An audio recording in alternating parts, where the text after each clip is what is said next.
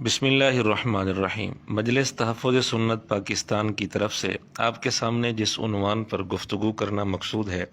وہ ہے جنازہ میں فاتحہ پڑھنے کا حکم۔ ہمارے علم میں صحیح سند کے ساتھ ایسی کوئی حدیث موجود نہیں ہے جس میں یہ صراحت ہو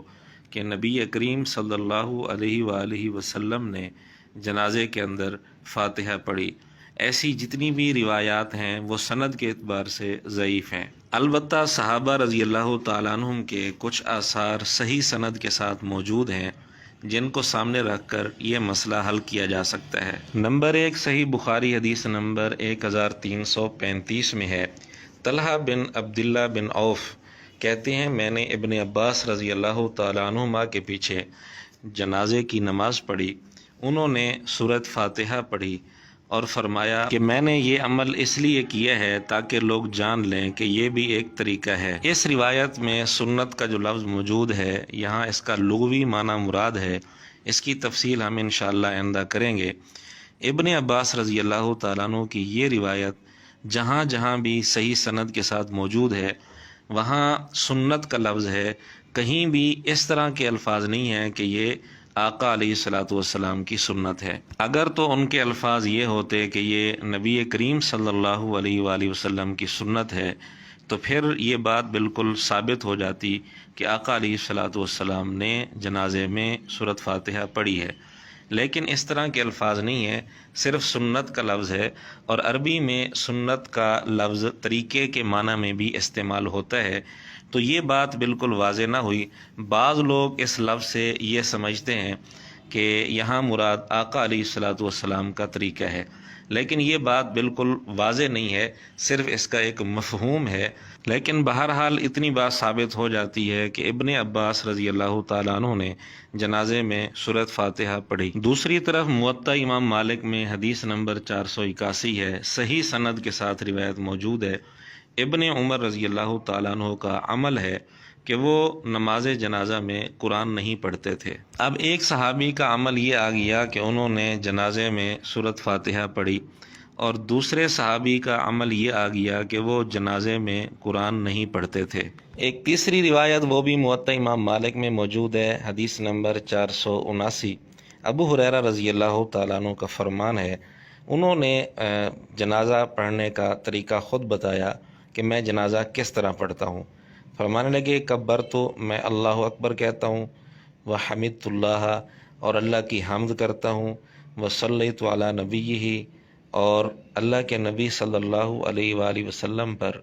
درود پڑھتا ہوں، اور فرمایا کہ پھر میں دعا کرتا ہوں، اور وہ آگے دعا بتائی۔ تو ابو ہریرہ رضی اللہ تعالیٰ عنہ نے یہ تفصیل کر دی کہ جنازہ پڑھنے کا طریقہ یہ ہے کہ تکبیر کے بعد اللہ کی حمد کی جائے، پھر درود پڑھا جائے، پھر دعا پڑھی جائے۔ ان تینوں روایات کو سامنے رکھا جائے تو نتیجہ یہ نکلتا ہے کہ اصل مقصود اللہ رب العزت کی حمد ہے، کیونکہ جنازے میں اصل مقصود میت کے لیے دعا ہے، اور دعا کے آداب میں سے ہے کہ سب سے پہلے اللہ کی حمد کی جائے، پھر آقا علیہ الصلاۃ والسلام پر درود پڑھا جائے، پھر دعا کی جائے، اور دعا کا یہ ادب خود نبی پاک صلی اللہ علیہ وآلہ وسلم نے بتایا ہے۔ تو اس حقیقت کو سامنے رکھ کر یہ بات واضح ہوتی ہے کہ جب مقصود دعا ہے اور دعا سے پہلے اللہ کی حمد کرنی ہے اور درود پڑھنا ہے، اور حمد جن الفاظ کے ساتھ بھی کر لی جائے دعا کا ادب پورا ہو جائے گا اور وہ تقاضا پورا ہو جائے گا۔ اب ہمارے سامنے ایک طرف ابن عمر رضی اللہ تعالیٰ عنہ کا عمل ہے کہ وہ قرآن نہیں پڑھتے تھے جنازے میں،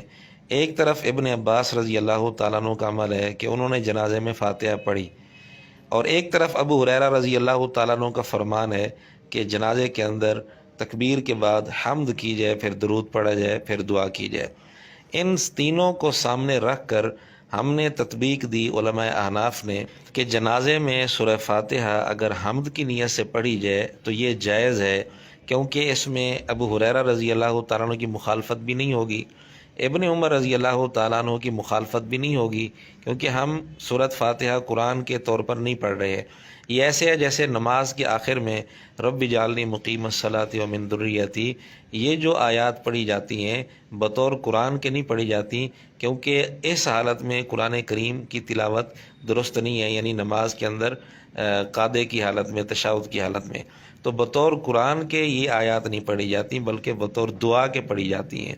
تو جب نیت بدل جائے تو حکم بھی بدل جاتے ہیں، اس لیے سورۃ فاتحہ اگر تلاوت اور قرات کی نیت سے نہ پڑھی جائے بلکہ حمد کی نیت سے پڑھی جائے تو ابن عمر رضی اللہ تعالیٰ عنہ کی مخالفت بھی نہیں ہوگی، اور ابن عباس رضی اللہ تعالیٰ عنہ کی مخالفت تو ویسے نہیں ہوگی۔ اور اگر سورۃ فاتحہ تلاوت اور قرات کی نیت سے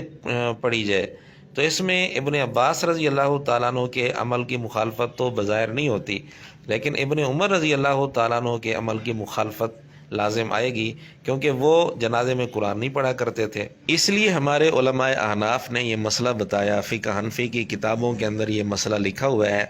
کہ اگر سورۃ فاتحہ حمد کی نیت سے، ثنا کی نیت سے پڑھ لی جائے اس کی گنجائش ہے، لیکن اگر تلاوت کی نیت ہو تو یہ درست نہیں ہے، کیونکہ اس صورت میں ابن عمر رضی اللہ تعالیٰ عنہ کے عمل کی مخالفت ہے۔ لیکن احناف میں عام معمول حمد اور ثنا کے لیے جو الفاظ پڑھنے گئے وہ ہیں وہ الفاظ جو ہم نماز کے اندر شروع میں پڑھتے ہیں، سبحانک اللہم و بحمدک، یہ الفاظ۔ اس کی وجہ یہ ہے کہ ان الفاظ کے اندر صرف ایک ہی صورت ہے، ایک ہی احتمال ہے کہ یہ حمد کے طور پر ہی پڑھے جا سکتے ہیں، تلاوت کے طور پر، قرات کے طور پر ان کو پڑھا ہی نہیں جا سکتا۔ اور سورۃ فاتحہ کے اندر دونوں حیثیتیں ہو سکتی ہیں۔ اب چونکہ عام طور پر لوگ فرق نہیں کرتے اور اس فرق کو نہیں سمجھتے، اس لیے عام طور پر ہمارے ہاں معمول ایسے الفاظ پڑھنے کے ہیں جن میں صرف حمد کا ہی احتمال ہو، قرات کا، تلاوت کا احتمال ہو ہی نہ۔ ہاں البتہ اگر کوئی سمجھدار آدمی ہے، اس فرق کو سمجھتا ہے اور وہ یہ فرق کر لے، حمد اور ثنا کے طور پر سورۃ فاتحہ پڑھ لے تو اس کی اجازت موجود ہے۔ یہ بات آپ کے سامنے عرض کی جا چکی ہے کہ مختلف روایات کی روشنی میں علماء احناف نے یہ نتیجہ نکالا کہ سورہ فاتحہ بطور حمد اور ثنا کے نماز جنازہ کے اندر پڑھی جائے تو اس کی اجازت ہے اور یہ جائز ہے، اس کی گنجائش ہے۔ لیکن چونکہ ایک عام آدمی فرق نہیں کر سکتا کہ بطور تلاوت کے اس کو پڑھنا ہے یا بطور حمد کے پڑھنا ہے، اس لیے عموماً ہمارے ہاں وہ الفاظ پڑھے جاتے ہیں جن میں صرف حمد کی حیثیت ہی ہو سکتی ہے، تلاوت اور قرات کی حیثیت نہیں ہو سکتی، یعنی سبحانک اللہم و بحمدک یہ الفاظ۔ لیکن بعض لوگوں نے اس میں شدت اختیار کی اور وہ کہنے لگے کہ جنازے میں سورۃ فاتحہ فرض ہے اور اس کے بغیر جنازہ ہوتا ہی نہیں، اور اس کی دلیل میں وہ ابن عباس رضی اللہ تعالیٰ عنہ والی روایت پیش کرتے ہیں جو پہلے حصے میں آپ کے سامنے پیش ہو چکی ہے، جبکہ ابن عباس رضی اللہ تعالیٰ عنہ کی روایت میں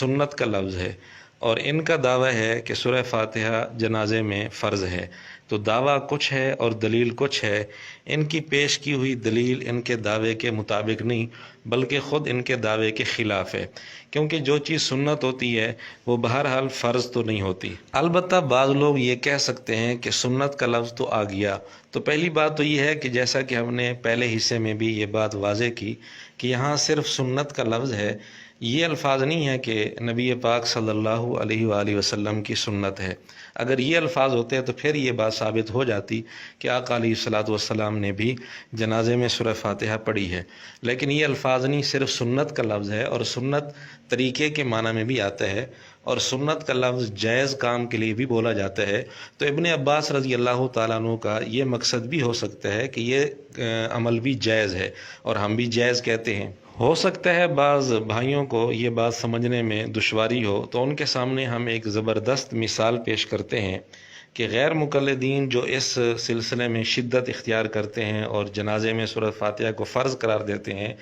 وہ بھی اس مثال سے